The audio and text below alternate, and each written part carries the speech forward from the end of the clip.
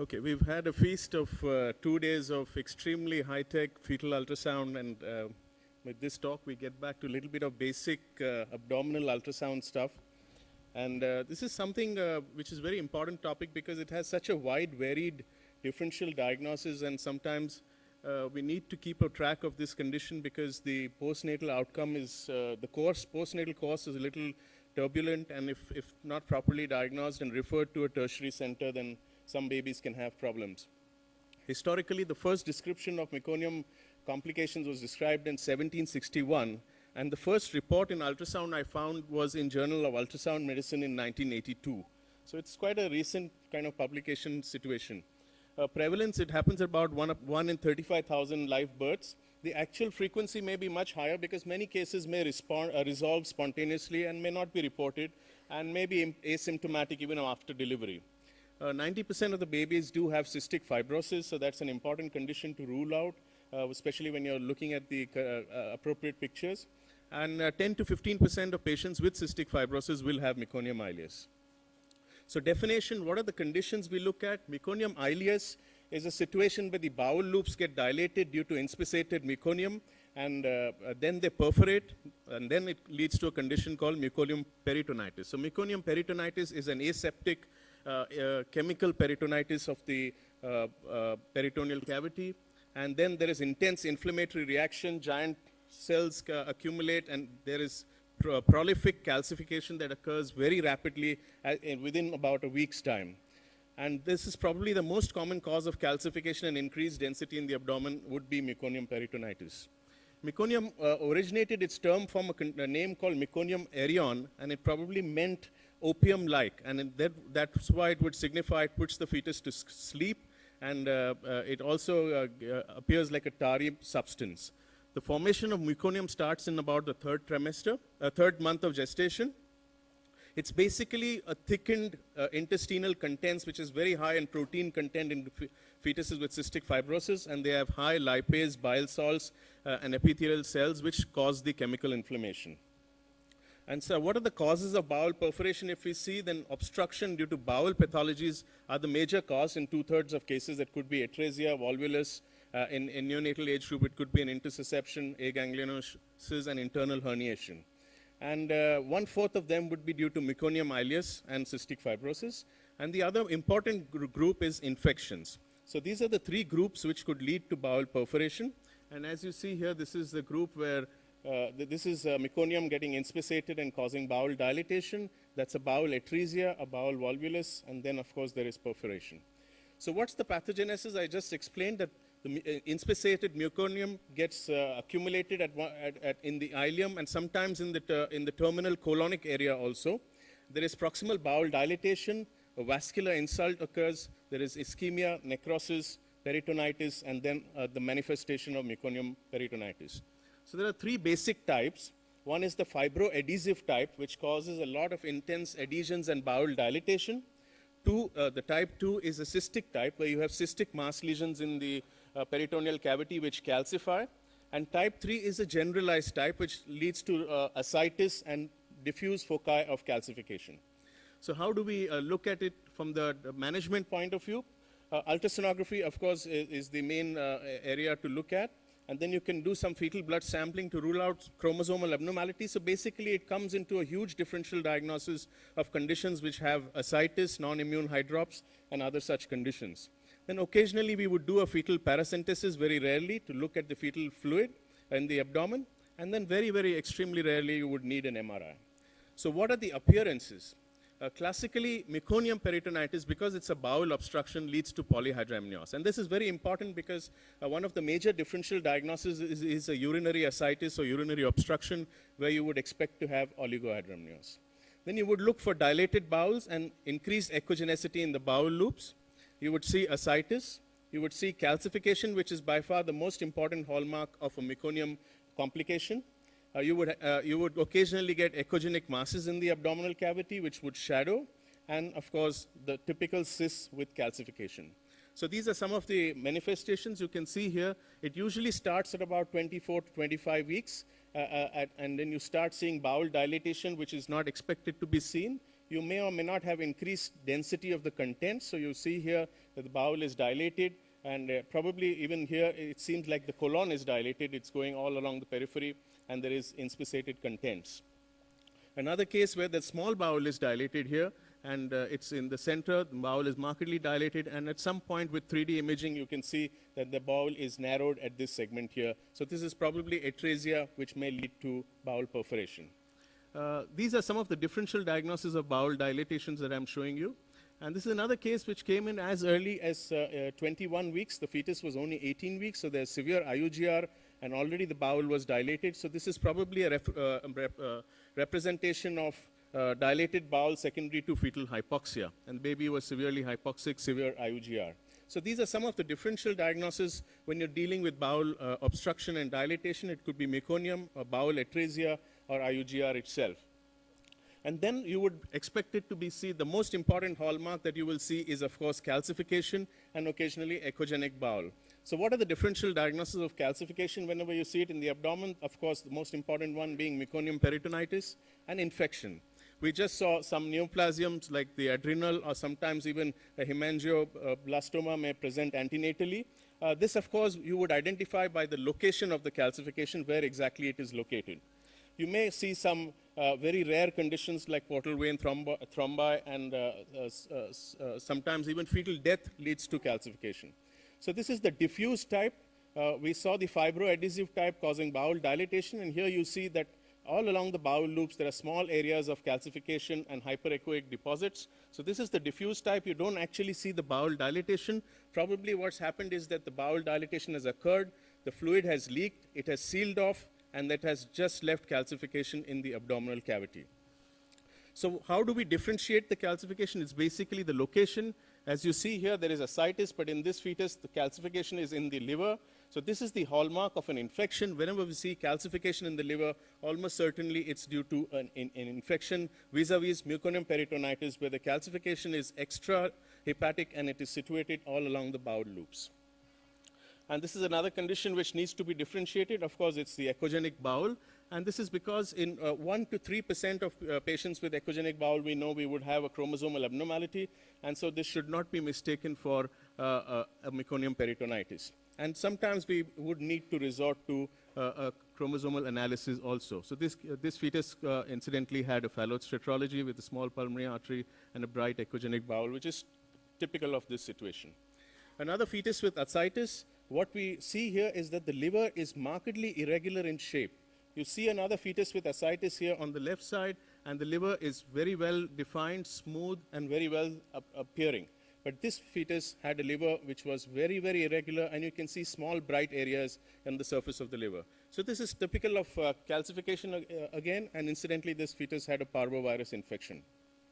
And you must look at other areas of the fetus to spot the calcification, and look at the fetal head here. There is a calcification suggesting a CMV infection. And this fetus had minimal ascites, echogenic bowel, and you can see a few dilated loops of bowel here. So this is a typical manifestation of the diffuse form of meconium peritonitis. So you have bowel loops which are probably perforated, there's ascites, and there is increased echogenicity of the bowel. So all fits in with the diagnosis of meconium peritonitis. And a 3D image, of course, showed that the fetus had a distended abdomen in this situation. Sometimes this condition will progress, and you will have ascites occupying the entire fetal abdomen, and like this. And this is a grave situation, because this may lead to hydrops, and you need to aspirate the fluid because it is progressively increasing. You can see the bowel in the periphery is echogenic, and you can hardly see it. So this comes again in the differential diagnosis of all other conditions which lead to ascites. Another fetus here with ascites, but you can appreciate that this fluid has a lot of echoes within in this fluid space with polyhydramnios, suggesting again that there could be a bowel perforation, which is the cause of this fetal ascites. So what are the causes of ascites? The primary being, of course, meconium peritonitis. We need to rule out urinary ascites as the major differential diagnosis, because many of these distended bladders may leak. For example, here you see a fetus with a complete occupying, a large distended bladder, completely occupying the fetal abdomen, and In fact, even the kidney appears dysplastic. This was a solitary kidney. But the hallmark, of course, like I said earlier, that there is no liquor. It's almost severe oligohydramnios. And this is the major differentiating feature between urinary ascites and meconium peritonitis. The other causes of fetal ascites that need to be ruled out are, of course, all the other lists of non-immune and immune hydrops. This is a fetal cardiac malformation which you need to rule out before you can conclude that this fetal ascites is due to meconium peritonitis. And therefore, here, of course, there is severe bradycardia with a conduction defect and myocarditis. Viral etiologies, like I said, you need to look for calcification in the liver.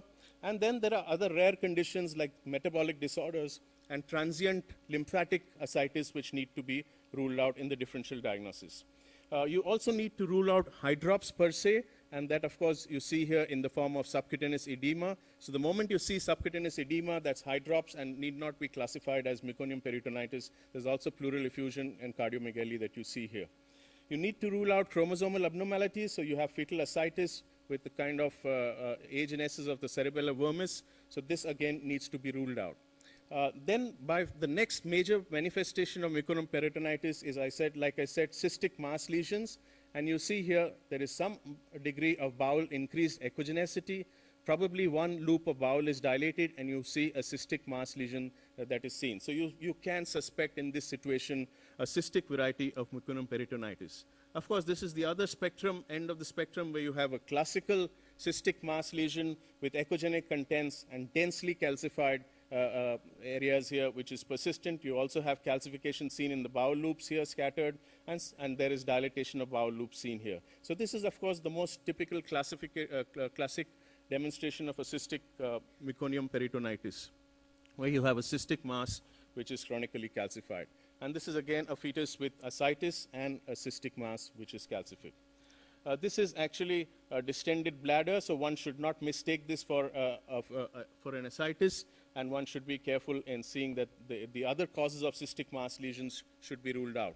And of course, this is a double bubble. The other cystic mass lesions in the abdomen should not be mistaken for cystic meconium peritonitis. This fetus had duodenal atresia with esophageal atresia. This fetus, this is also a double bubble sign here suggesting duodenal atresia. This was an interesting situation. That's the stomach. And you can actually see the duodenum is small and not dilated, but there is a cystic mass lesion situated just along, seen along the second part of the duodenum, and this was a mesenteric cyst. The hallmark, of course, here you see that there is no calcification, there's no bowel dilatation other than the duodenum and the stomach here. So these are the conditions which need to be differentiated from cystic meconium peritonitis. In this fetus, there was polyhydramnios. There was a small cystic lesion here, which could indicate the possibility of a meconium peritonitis, which there is, of course, no calcification, which is the hallmark. But what we see here is that actually there is no stomach. This mass lesion is situated anteriorly. So the location of the mass lesion is also important. If it is situated in the liver, in the pelvic cavity, or along the bowel loops, there could be the differential diagnosis of a hepatic mass, a duplication, or a duodenal atresia, or an ovarian mass lesion. This, of course, here, there was polyhydramnios. There's no stomach seen. There was a cystic mass lesion here. And actually, this was a case of esophageal atresia with the stomach not seen. And we really could not classify what this cystic mass lesion was. Another differential diagnosis here, really not a major differential diagnosis, but you have multiple cystic mass lesions, and this, of course, is a multicystic dysplastic kidney bilaterally seen and suggesting a cystic mass lesion in the abdominal cavity. Of course, here, again, there is oligohydramnios. And this is a situation where we suspected cystic meconium peritonitis, and this was a cystic mass lesion. There's bowel atresia seen here. But this mass lesion was in the pelvic area, and we were probably, this was a cloacal malformation, of which I think we'll hear in the next talk. So all these cystic conditions come into the differential diagnosis of cystic peritonitis, meconium peritonitis. So when you look at the diagnostic features on ultrasound, you see bowel dilatation in 50% of cases. You see polyhydramnios. There is fetal ascites. Meconium cysts can be seen in a smaller percentage of cases, but in a very high percentage of cases, the hallmark of meconium complications is, of course, calcification, and you would see it in as high as 90% of cases. So the moment you start seeing calcification in the abdominal cavity, you start looking for all the other signs of meconium peritonitis, as I just showed. And sometimes these mass lesions increase, and you may need to do a postnatal scan here. As you see, this is an antenatal scan with a thick-walled cystic mass lesion, which appears very similar on the postnatal scan. The MRI also would show essentially the same features. I would not think MRI is really necessary, but these are some of the patients which have had MRI done just to demonstrate polyhydramnios and fetal ascites. And here you can see there is a cystic mass lesion with some prominence of bowel loops. So what would be the management further once you have diagnosed the condition?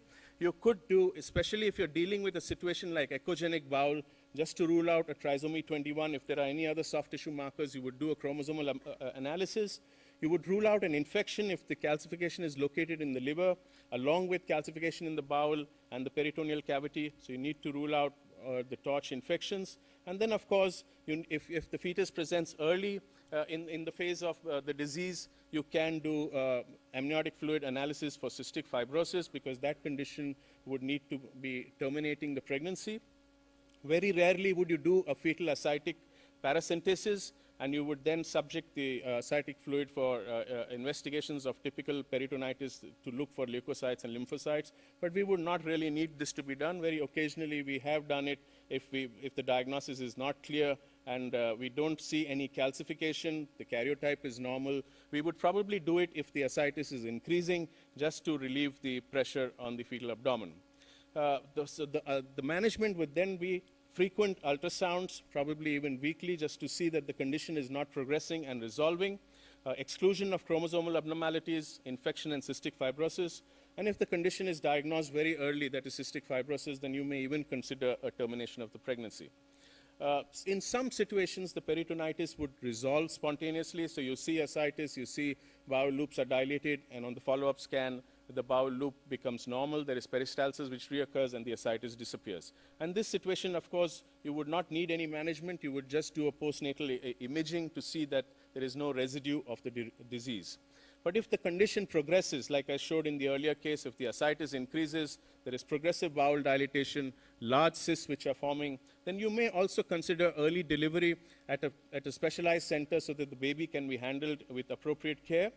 And what would be the outcome? 35% of patients with meconium peritonitis would not require any major surgery. So that's about almost 1/3 of them. 50% of them, and in the neonatal stage, would require some degree of exploration, especially if you have a progressive condition. And the treatment would be in the form of an ileostomy or a colostomy, depending on where the obstruction is. And the long-term results would, of course, be decided whether there is any underlying cystic fibrosis which has been missed or not detected antenatally if the fetus has presented late.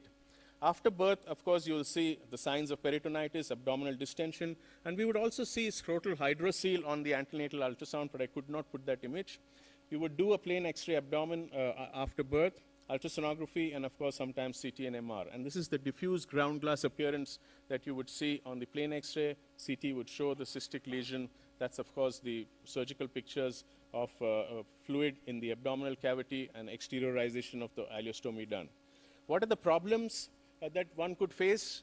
One would be that the babies are really small. Sometimes they are very sick because of the peritonitis, and a large amount of hypoproteinemia is there because of the bowel obstruction. So a good amount of care is required. Sometimes a large amount of bowel loops are necrotic and ischemic, and therefore you would result in a large amount of bowel loss. And so these patients, these fetuses do require to be delivered in specialized centers. In conclusion, it's very important that the moment you find calcification, you screen the entire abdomen, look for calcifications, characterize it, look for other conditions which could cause these calcifications. And if you find any other signs, like I said, if there's any other syndrome or immune hydrops that is there or non-immune hydrops, then you treat appropriately. And if nothing is found and the condition is worsening and progressing, then you deliver at an appropriate center where good surgical treatment is there. And don't forget to screen for cystic fibrosis, even if in the neonatal stage. I thank you once again for a very patient hearing.